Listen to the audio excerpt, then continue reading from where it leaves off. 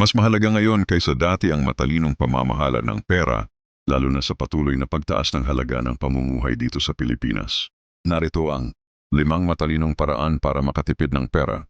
Una, gumawa ng budget kada buwan. Talaan ang iyong kita at mga gastusin.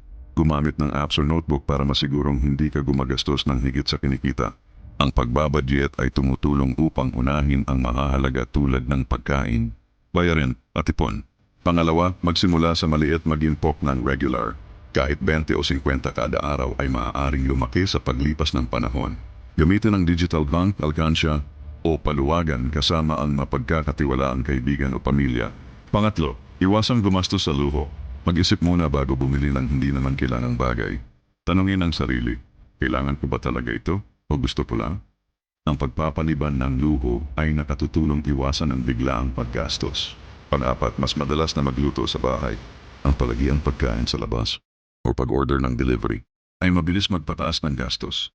Mas mura at mas masustansya sa katawan at lusa ang paglaluto sa bahay. Panglima, gamitin ng matalino ang mga sali at discount.